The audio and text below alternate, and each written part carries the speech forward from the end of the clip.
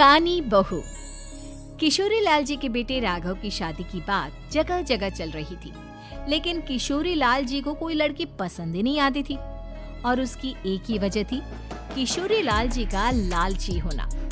उनको लड़के वालों से मोटा दहेज चाहिए था और इसी चक्कर में एक दिन वो एक बहुत पैसे वाले के घर अपने बेटे का रिश्ता लेकर पहुंचे। उस आदमी का नाम था ओम प्रकाश।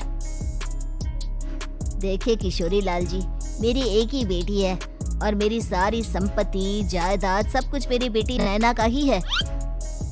पापा, नाम से लगता है बहुत खूबसूरत होगी। कितना अच्छा नाम है ना, नैना। हाँ, वैसे बात तो सही है आपकी। अब इतना पैसा है, जमीन जायदाद है, इकलौती बेटी, आप भी क्या करेंगे? सब कुछ उसे ही देंगे ना। बिल्कुल ठीक पहचाना आपने। बस बेटी की शादी और सारी जायदाद उसके नाम। पापा, बिना देखे हाँ कर दीजिए ना। इतना अच्छा रिश्ता फिर कहाँ मिलेगा? माला माल हो जाएंगे हम। मैं अपनी बेटी को बुलाता हूँ। अरे नहीं नहीं नहीं नहीं, आपकी बेटी का नाम नैना है, सुनकर ही लगता है बहुत सुंदर होगी। रहने दीजिए अंकल, मैं तो आपकी बेटी के नाम से ही इतना खुश हो गया हूँ कि उसे बिना देखे शादी करने को तैयार हूँ। अब तो मैं उसका चेहरा सीधे शादी के बाद ही देखूंगा। और इस तरह राघव नैना का चेहरा नहीं देखता और उससे शादी कर लेता है। शादी के बाद अपनी सुहाग रात पर जब राघव नैना का घूंघट उठाकर देखता है तो नैना की आंखें बंद थी। कितने खूबसूरत हो तुम नैना, जरा अपनी आंखें खोलकर मेरी तरफ देखो तो सही। नहीं, मुझे शर्म आती है। अरे, मैंने तुम्हें शादी से पहले भी नहीं देखा और अब अगर तुम आंखें खोलकर मुझे देखोगी भी नहीं तो मुझे अच्छा कैसे लगेगा? इससे पहले कि नैना अपनी आंखें खोलकर राघव की तरफ देखती, अचानक से लाइट चली गई और राघव नैना को पूरी तरह से देख भी नहीं पाया। अगली सुबह नैना राघव के लिए नाश्ता बनाकर लेकर आई। अरे ये क्या, आधा पराठा सेका हुआ है और आधा बिल्कुल कच्चा। ये तुमने क्या किया नैना? बहू, तुमने क्या आधा पराठा तवे से नीचे लटका कर रखा था जो आधा सेका है और आधा कच्चा? मुझे जितना दिखेगा उतना ही तो सीखूंगी ना पापा जी। जहाँ जहाँ मुझे नजर आ रहा था वहाँ मैंने सीख लिया, जहाँ जहाँ नहीं दिखा वहाँ कच्चा रह गया होगा। इसका क्या मतलब है? ये कैसा मजाक कर रही है तुम? अरे बहू, तुमने इतना लंबा घूंघट क्यों लगाया हुआ है? देखो, हमारे घर में बहुओं को बेटी की तरह रखा जाता है और फिर तुम तो इतना सारा माल लेकर आई हो। देखो, ये घूंघट डालकर रखने की कोई जरूरत नहीं है। हाँ नैना, पापा जी ठीक कह रहा है, तुम तो आराम से रहो, अपना ही घर समझो। नैना अचानक से अपना घूंघट उठा लेती है। अरे ये क्या पापा, नैना की तो एक आंख फूटी हुई है। नाम से नैना, लेकिन ये तो कानी बहू निकली। मेरे साथ धोखा हुआ है, धोखा।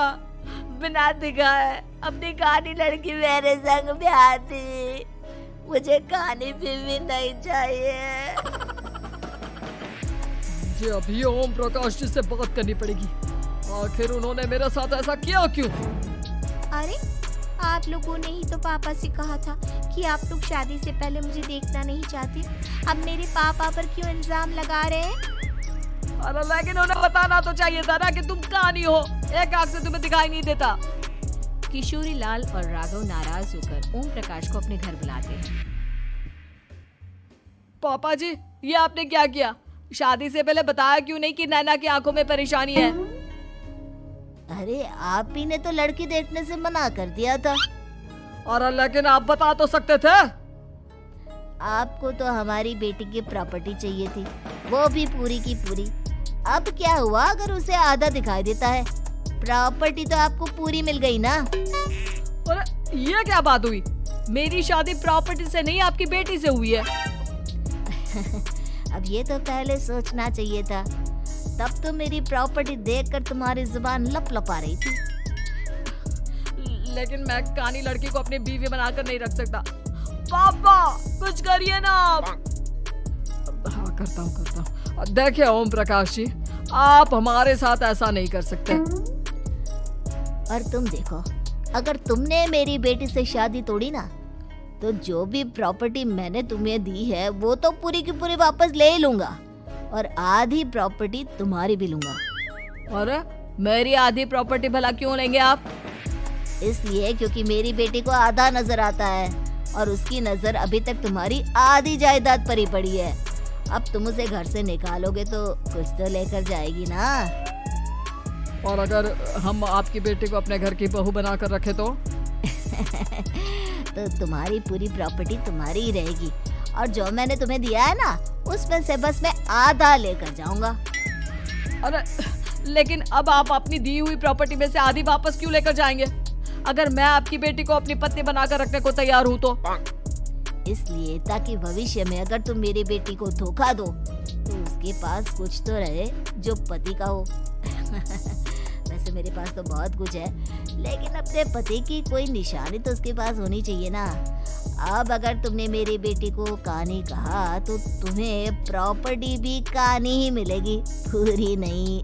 जमाए राजा। किशोरी लाल और राघव समझ चुके थे कि वो बुरी तरह फंस चुके हैं और अब उनके पास वहां से निकलने का कोई चारा नहीं है। अब समझ में आया ना, लालच बुरी बला होती है। एक तो तुम्हें प्रॉपर्टी मिली, ऊपर से बीवी मिली, उसमें तुम्हें नखरे भी दिखाने हैं। आए बड़े, चुपचाप बैठो तुम। कुछ दिनों के बाद नैना राघव की कार लेकर बाजार घूमने निकलती है और जब कार लेकर वापस आती है, ये क्या? एक तरफ से मेरी गाड़ी पूरी खराब हो चुकी है। लगता है तुमने मेरी गाड़ी को किसी दूसरी गाड़ी के साथ एक्सीडेंट किया है। अरे कितना बड़ा नुकसान कर दिया तुमने बहू। वो क्या है ना पापा जी, मुझे एक आंख से दिखाई नहीं दे रहा था, सामने से गाड़ी आ रही थी। मुझे तो सिर्फ आधा ही दिखाई दिया और वो गाड़ी मेरी कार से रगड़ते हुए निकल गई। अब मैं क्या करूं बताओ? आप इसे ठीक कराने के पैसे कौन देगा? तुम्हारे पापा? तुमने मुझसे इस तरह से बात की? अभी रुको। नैना राघव की शिकायत ओम प्रकाश को कर देती है। देखो राघव, अब जो मेरी आधी प्रॉपर्टी तुम्हारे पास थी ना, उसमें से आधी और मैं लेकर जाऊंगा, क्योंकि तुमने मेरी बेटी को डांटा। अरे नहीं पापा जी, गलती हो गई, माफ कर दो। गलती की तो कोई गुंजाइश ही नहीं। अगली बार मेरी बेटी को डांटा तो बची हुई आधी में से आधी और ले जाऊंगा। लालच के चक्कर में हम दोनों ने बहुत बड़ी गलती कर दी बेटा।